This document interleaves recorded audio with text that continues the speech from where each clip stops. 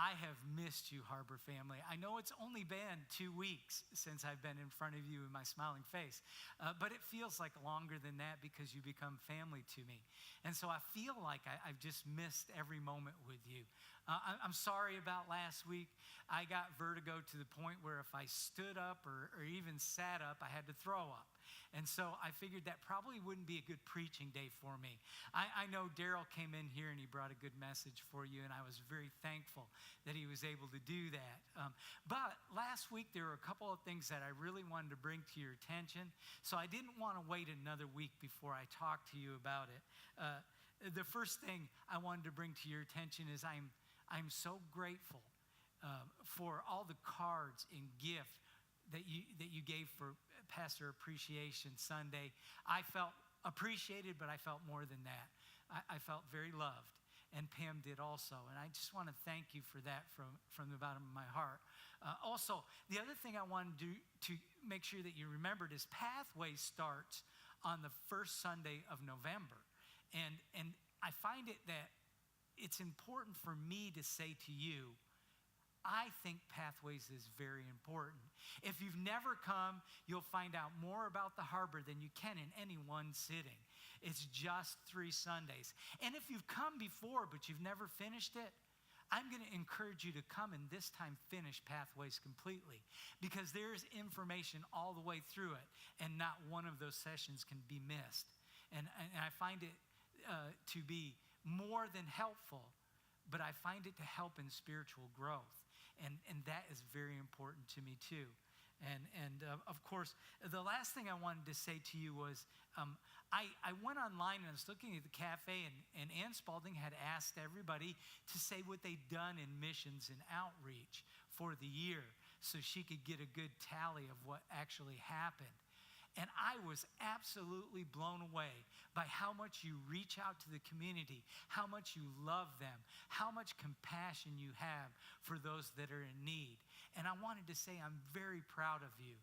It certainly is a mark of a church that's growing spiritually. And I loved everything that I read about you in there too. I also had the opportunity to look through each and one of the evaluations that you made. Now, what I did was I put those sheets out there for anybody that wanted to fill them out. They've been out there for a month. And the truth of the matter is, some of you did, some of you didn't. Had about 30 people fill out the sheets. And I think about 10% of the congregation, and that's a good way to evaluate what the congregation is thinking. I asked a couple of questions, only 4. The first one was, list 5 things you expect from your new pastor. Now, the first one came out overwhelmingly on the top: to be open, honest, transparent, accessible, to let the congregation be aware and involved in the decisions that are being made at the Harbor. That came out overwhelmingly number 1. The second one was also a leadership issue, and the answer was, be a leader who is decisive, giving enough time to research each issue, but not being paralyzed by the fear of making an incorrect decision, holding the staff and leadership accountable with love and compassion, and having a plan of action. And the third one was more about sermons and what you were expecting to hear along the way.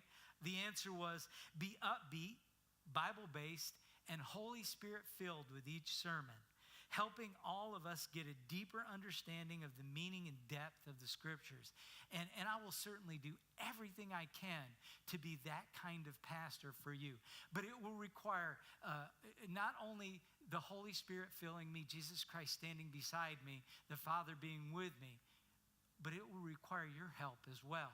Which leads us into the next question I asked, is list 5 things you will do to help your pastor accomplish these things.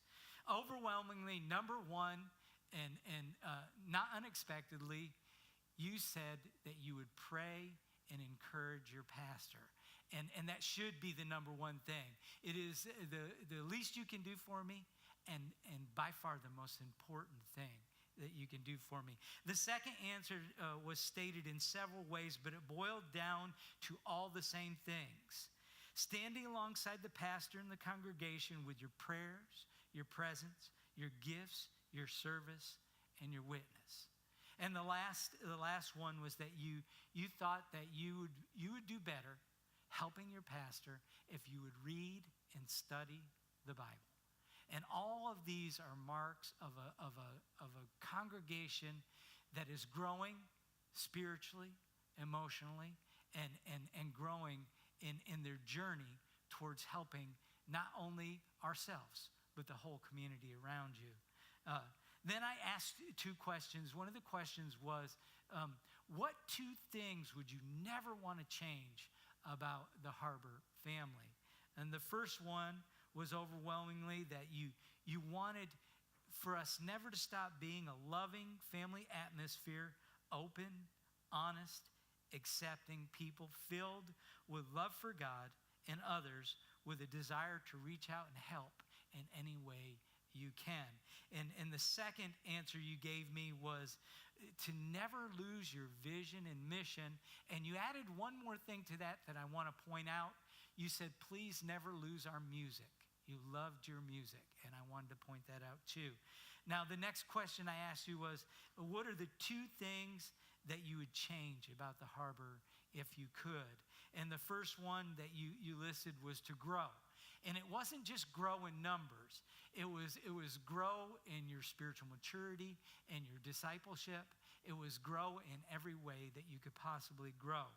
And the last thing that you lifted up was that you wanted to make sure that we were continuing to strive to have more space.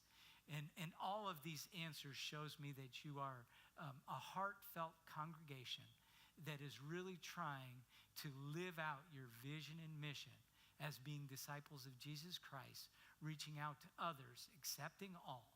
And I loved all the answers that I read. I wanted you to know that I heard what you were saying. And I will keep focused on it and striving to be the pastor that you would have me be. And I thank you for the responses that you gave me. I miss you. I can't wait to be back in front of your smiling faces next Sunday.